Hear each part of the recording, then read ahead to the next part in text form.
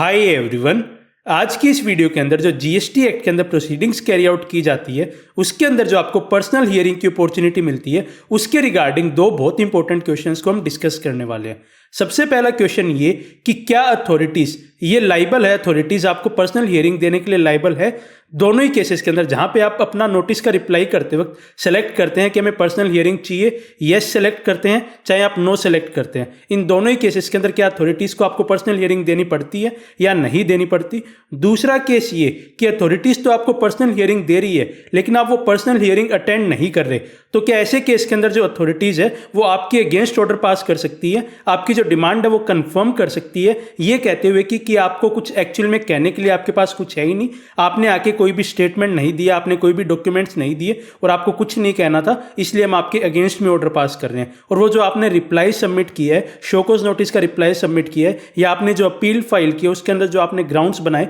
उन्हें भी ना कंसीडर करें और डायरेक्टली सिर्फ इस ग्राउंड पे कि आपने पर्सनल हियरिंग अटेंड नहीं की इस वजह से आपके अगेंस्ट ऑर्डर पास कर दे और आपकी डिमांड को कंफर्म कर दे। तो इन दोनों ही क्वेश्चंस को हम डिस्कस करेंगे आज की इस वीडियो के अंदर। और जो पहले वाला पॉइंट है कि क्या अथॉरिटीज को आपको पर्सनल हियरिंग देने के लिए मैंडेटरी है, वो लाइबल है, आपको देनी ही पड़ेगी मैंडेटरीली, तो उसको हम डिटेल में डिस्कस नहीं करेंगे, उसे बस टच अप ऑन करेंगे। लेकिन जो दूसरा क्वेश्चन है उसे हम डिटेल में डिस्कस करेंगे। रिसेंटली जो एक ऑनरेबल गुजरात हाई कोर्ट की तरफ से डिसीजन आया उसको ध्यान में रखते हुए हम इस क्वेश्चन को डिस्कस करेंगे। तो अब इन दोनों ही क्वेश्चन को डिस्कस करने के लिए हम डायरेक्टली हमारी स्क्रीन के ऊपर चलते हैं। तो सबसे पहले इस चीज को डिस्कस करने के लिए कि क्या अथॉरिटीज आपको पर्सनल हियरिंग की अपॉर्चुनिटी देने के लिए लाइबल है या नहीं है, इसको हम डिस्कस कोई भी आपके प्रिंसिपल ऑफ नेचुरल जस्टिस या उन सभी को साइड में रखते हुए करते हैं। डायरेक्टली जो जीएसटी एक्ट में जो आपकी बात लिखी हुई है उन्हीं को लेते हुए हम इस चीज को डिस्कस करते हैं कि क्या अथॉरिटीज को आपको जो पर्सनल हियरिंग की अपॉर्चुनिटी है वो देनी पड़ेगी या नहीं देनी पड़ेगी। तो इसके लिए जो आपको जो रेलिवेंट सेक्शन है 75(4) उसे आपको देखना होगा। तो इस सेक्शन के अंदर क्या बोलते हैं कि एक अपॉर्चुनिटी देनी होगी हियरिंग की, कहां पे, जहां पे एक रिक्वेस्ट की जा रही है कि आपने एक राइटिंग के अंदर रिक्वेस्ट की जो पर्सन चार्जेबल विद टैक्स है या पेनल्टी है, मतलब जिस पर्सन के अगेंस्ट टैक्स या पेनल्टी लगाई जा रही है, मतलब जिसे नोटिस इशू किया जा रहा है, उसने अगर राइटिंग के अंदर रिक्वेस्ट दे दी तो आपको पर्सनल हियरिंग की अपॉर्चुनिटी देनी पड़ेगी। तो आप ये समझिए कि अगर आपने जो रिप्लाई करते वक्त अगर येस सेलेक्ट कर दिया कि हाँ मेरे को अपना पर्सनल हियरिंग की अपॉर्चुनिटी चाहिए, तो आपको पर्सनल हियरिंग की अपॉर्चुनिटी दी जाएगी। इसके बाद या फिर ये यूज करता है और या तो आपने येस सेलेक्ट कर दिया तब आपको मिलेगी, या फिर कोई भी अगर आपके अगेंस्ट एडवर्स डिसीजन किया जा रहा है, अगर आपके अगेंस्ट एडवर्स डिसीजन लिया जाना है, ऑफिसर ये चीज मान रहा है कि आपके अगेंस्ट एडवर्स डिसीजन वो पास करेगा, तो ऐसे केस के अंदर आपको पर्सनल हियरिंग की अपॉर्चुनिटी मैंडेटरीली दी जानी है। तो चाहे आपने वहां पे येस सेलेक्ट किया हो, चाहे आपने वहां पे नो सेलेक्ट किया हो, कुछ भी आपने सेलेक्ट किया हो, अगर आपके अगेंस्ट डिसीजन दिया जाना है,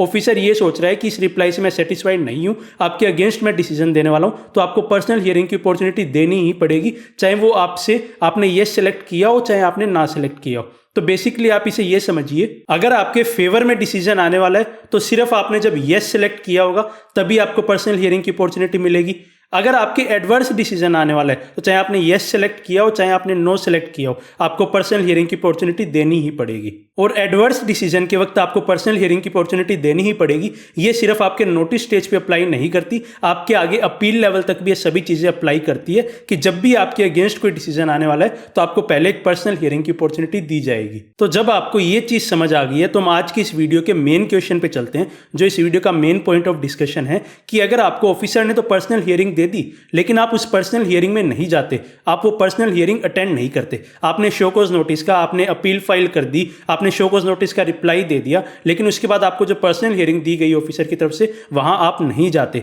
तो क्या ऐसे केस में ऑफिसर ये बोलता है कि आपके पास कोई भी चीज कहने को नहीं है, आपको कोई भी डॉक्यूमेंट सबमिट करने नहीं है, तो ऐसे केस के अंदर सिर्फ इस वजह से कि आप पर्सनल हियरिंग में नहीं आए हम आपके अगेंस्ट ऑर्डर पास कर रहे हैं, आपकी जो डिमांड थी उसे कंफर्म कर रहे हैं। तो क्या ऐसी चीज की जा सकती है? क्योंकि ये सवाल इसलिए उठ रहा है क्योंकि ऐसा बहुत सारे ऑफिसर्स के द्वारा किया जा रहा है कि सिर्फ अगर आप पर्सनल हियरिंग में नहीं जा रहे तो आपकी जो अपील है उसे रिजेक्ट कर दिया जा रहा है, या फिर अगर आप जो नोटिस का रिप्लाई है उसे कंसीडर किए बिना ही आपकी डिमांड कंफर्म करते हुए डिमांड ऑर्डर इशू कर दिए जा रहे हैं। तो उसके लिए ऑनरेबल गुजरात हाई कोर्ट की तरफ से एक इंपॉर्टेंट केस लॉ आया है जिसे आप अपने केसेस के अंदर भी रेफर कर सकते हैं। तो ये केस है MS कॉस्मोस बिजनेस मशीन्स, जिसकी एक पार्टनरशिप फर्म है और उसके जो पार्टनर है Ashok Kishan Sawant versus union of India and others का ये केस है। ऑनरेबल गुजरात हाई कोर्ट के सामने एक केस पहुंचा। तो उसके अंदर इस सेम मैटर को डिस्कस किया गया। तो हम इस जजमेंट को डिटेल के अंदर डिस्कस करते हैं कि क्या इशू था और अल्टीमेटली गुजरात हाईकोर्ट ने क्या बात इस जजमेंट के अंदर कही। तो इस केस के अंदर एक ऑर्डर को चैलेंज किया जा रहा है जो बेसिकली 2017-18 का ऑर्डर है,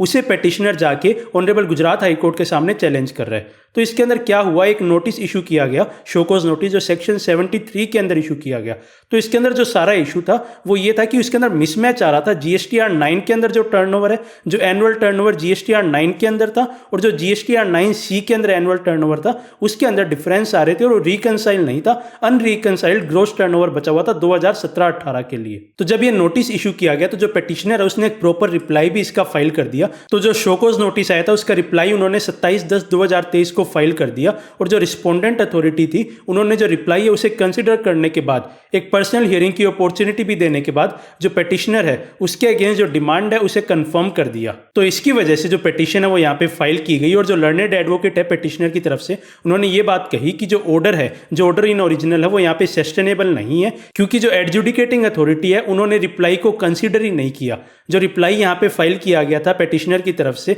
मतलब जिसको नोटिस इशू किया गया था, उन पे जो रिप्लाई फाइल किया उन्होंने उसे कंसिडर बिना किए हुए ये चीज उनका जो ऑर्डर पास कर दिया गया। उन्होंने यहाँ पे बताया कि ये जो डिफरेंस आ रहा है वो मेयरली इस वजह से आ रहा है कि जो यहाँ पे जो टर्नओवर दिखाया गया है जीएसटीआर 9 और 9C में, वहां पे गलती हो गई कि एक जगह पे जो टर्नओवर था वो सिर्फ गुजरात का दिखा दिया गया और बाकी दूसरी जगह पे जो टर्नओवर था वो पूरे उसका पैन इंडिया टर्नओवर दिखा दिया, जहां पे महाराष्ट्र, दिल्ली का टर्नओवर भी इंक्लूड कर दिया गया। तो इसकी वजह से यहाँ पे डिफरेंस आ रहा है और उस टर्नओवर के ऊपर अलग से कोई टैक्सेशन लगाने की जरूरत नहीं है। और जहां पे भी वो टर्नओवर था, मान लीजिए महाराष्ट्र में, गुजरात में या दिल्ली के अंदर, जहां पे भी वो टर्नओवर था वहां पे उसके ऊपर टैक्स ऑलरेडी जीएसटी के प्रोविजंस के अकॉर्डेंस के अंदर पे किया जा चुका है। तो बेसिकली जो इनकंसिस्टेंसी यहाँ पे पॉइंट आउट की जा रही है 9 और 9C के बीच में, वो एक इनएडवर्टेंट एरर हो गया, मतलब एक गलती हो गई और कुछ ही नहीं है। ऐसा नहीं है कि हमने कोई टर्नओवर छुपाया है। जो नेशन वाइड टर्नओवर था वो यहाँ पे एक जगह पे गलती से दिखा दिया गया और दूसरी जगह जो एक्चुअल गुजरात स्पेसिफिक टर्नओवर दिखाना था, मतलब जो गुजरात का टर्नओवर था, सिर्फ वही दिखाया गया और दूसरी जगह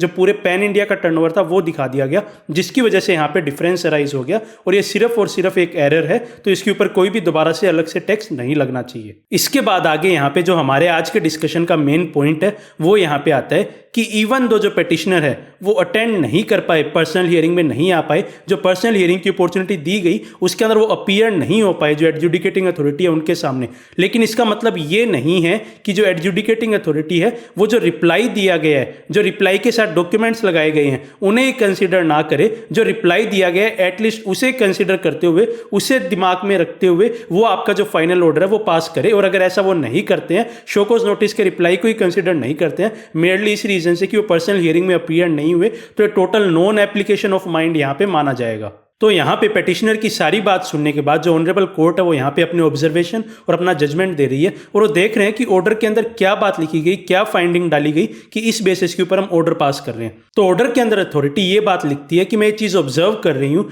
कि टैक्स पेयर ने ये चीज़ एक्सप्लेन तो जरूर कर दी है कि वेरिएंस इन टर्नओवर क्यों है, कि मतलब हमने सिर्फ एक रिटर्न के अंदर सिर्फ गुजरात स्पेसिफिक टर्नओवर दिखा दिया और एक के अंदर पैन इंडिया का टर्नओवर दिखा दिया। तो मैं ऑब्जर्व कर रही हूँ कि हाँ टैक्स पेयर ने ये चीज़ यहाँ पे जरूर एक्सप्लेन की है अपने रिप्लाई के अंदर, लेकिन कोई भी डॉक्यूमेंट्री एविडेंस मेरे को यहाँ पे प्रोवाइड नहीं किया गया। इसके बाद वो ये भी लिखते हैं कि जो टैक्स पेयर है उसे सफिशियंट पर्सनल हियरिंग की अपॉर्चुनिटी यहाँ पे दी गई, लेकिन फिर भी वो अपना केस रिप्रेजेंट करने के लिए नहीं आए, अपने जो आर्ग्यूमेंट्स है उन्हें एक्सप्लेन करने के लिए नहीं आए। तो इस ऑर्डर को देखने के बाद कोर्ट यहाँ पे इंपॉर्टेंट चीज कंक्लूड करती है कि मेयरली सिर्फ इस रीजन की वजह से कि पेटिशनर अपीयर नहीं हुआ रिस्पोंडेंट अथॉरिटी के बिफोर, ये चीज मान ली गई कि पेटिशनर ने कोई भी डॉक्यूमेंट, सपोर्टिंग डॉक्यूमेंट्स प्रोवाइड नहीं किए। जबकि अगर आप रिप्लाई देखेंगे, रिप्लाई को थोरोली देखेंगे, तो ऐसा आपको एनेक्सर के अंदर ये सारे के सारे डॉक्यूमेंट, सारे के सारे एविडेंस प्रोवाइड किए गए हैं कि जिनके बेसिस पे आप ये चीज असरटेन कर पाए कि आपका जो टर्नओवर है वो एक जगह पे आपका सिर्फ एक पर्टिकुलर स्टेट का दिखाया गया और दूसरी जगह पूरे इंडिया का टर्नओवर यहाँ पे दिखाया गया। तो कोर्ट ने ये चीज ऑब्जर्व की कि मेयरली पर्सनल हियरिंग के लिए प्रेजेंट नहीं हुआ, तो जो रिस्पोंडेंट अथॉरिटी है उन्होंने ये चीज मान ली कि उन्होंने कोई डॉक्यूमेंट ही प्रोवाइड नहीं किए गए। तो जबकि शोकॉज नोटिस के रिप्लाई के अंदर प्रॉपर डॉक्यूमेंट यहाँ पे प्रोवाइड किए गए। तो आपको यहाँ पे ये चीज़ समझनी होगी कि जब आप कोई शो कॉज नोटिस का रिप्लाई कर देते हैं, आप कोई अपील फाइल कर देते हैं, तो उसके बाद चाहे आप पर्सनल हियरिंग में ना भी जाए तो इसका मतलब ये नहीं होता कि अथॉरिटीज़ आपका पूरा का पूरा केस खारिज कर सकती है कि आपको कुछ कहना नहीं है, आपको कोई डॉक्यूमेंट नहीं देने, ऐसा वो नहीं बोल सकती। उन्हें जो अपना जजमेंट है, वो जो आपका शो कॉज नोटिस का रिप्लाई है, जो आपकी अपील के अंदर जो आपने रिटर्न ग्राउंड्स दिए हैं, उनके बेसिस पे उनको अपना जजमेंट देना होगा और उसके बेसिस पे एक रीजन ऑर्डर उन्हें देना होगा। तो यहाँ पे आपको जो पर्सनल हियरिंग की अपॉर्चुनिटी है, उसे एक टैक्स पेयर के पॉइंट ऑफ व्यू से उसकी इंपॉर्टेंस को समझना होगा। पर्सनल हियरिंग की अपॉर्चुनिटी इसलिए दी जाती है कि आप अपना केस जाके बेटर तरह से उन्हें समझा पाए, जो आपके आर्ग्यूमेंट्स उन्हें बेटर तरह से समझा पाए, जो हो सकता है कि आपके रिप्लाई से समझने में मुश्किल हो। तो इस वजह से आप पर्सनल हियरिंग के अंदर उन्हें एक बेटर तरह से प्रेजेंट कर सकते हैं, बेटर तरह से अथॉरिटीज को बता सकते हैं। तो पर्सनल हियरिंग का सोल ऑब्जेक्टिव यही होता है। ऐसा नहीं है कि जो पर्सनल हियरिंग है वो किसी भी तरह से आपके ऊपर मैंडेटरी है। अगर आपको लगता है कि आपके केस में इतने आपने ग्राउंड्स के अंदर प्रॉपर्ली चीजें लिख दी है कि आपको पर्सनल हियरिंग में जाके समझाने की जरूरत नहीं है, या आपके रिप्लाई से सेल्फ एक्सप्लेनेटरी है सारी चीजें, तो आप हो सकता है कि चाहे आप ये चूज कर सकते हैं कि आप पर्सनल हियरिंग के अंदर ना जाए। इवन दो ये चीज रिकमेंडेटरी है कि आपको पर्सनल हियरिंग में जाना चाहिए, लेकिन कहीं से भी अथॉरिटीज आपको बाउंड नहीं कर सकती कि आपको पर्सनल हियरिंग में आना ही है, अदरवाइज हम आपके अगेंस्ट डिसीजन ले लेंगे। और ये चीज सिर्फ आपके नोटिस के लेवल पे अप्लाई नहीं करती, आपके अपील के लेवल के ऊपर भी ये सेम चीज अप्लाई करती है। अगर आपने अपील फाइल की, उसके बाद आपको पर्सनल हियरिंग की अपॉर्चुनिटी दी जा रही है और आप वहां पे नहीं जा रहे, तो ऐसा नहीं हो सकता कि आपकी अपील को रिजेक्ट कर दिया जाए। वो आपने जो ग्राउंड्स ऑफ अपील पहले से बनाए हैं, उनके बेसिस के ऊपर उनको ग्राउंड मानते हुए एक रीजन ऑर्डर पास करेंगे। तो आई होप आपको हमारे इस डिस्कशन के थ्रू इस चीज के रिगार्डिंग क्लैरिटी मिली होगी कि सिर्फ पर्सनल हियरिंग में ना जाने की वजह से आपकी डिमांड कंफर्म नहीं की जा सकती। और अगर आपके अगेंस्ट ऐसा कुछ हुआ है तो आप इस पर्टिकुलर जजमेंट को यूज करते हुए अपना केस प्रेजेंट कर सकते हैं। और अगर आपको इस जजमेंट की कॉपी चाहिए तो आप हमारा व्हाट्सएप ग्रुप ज्वाइन कर सकते हैं, जिसका लिंक नीचे पिन कमेंट के अंदर है। और वहां पे आपको इसी तरह के और भी काफी सारे जजमेंट्स और अपडेट्स रेगुलर बेसिस पे मिलते रहेंगे, तो आप उस ग्रुप को ज्वाइन करने के लिए कंसीडर कर सकते हैं। तो फाइनली आई होप ये वीडियो आपके लिए हेल्पफुल रही होगी, and thanks for watching. Stay tuned.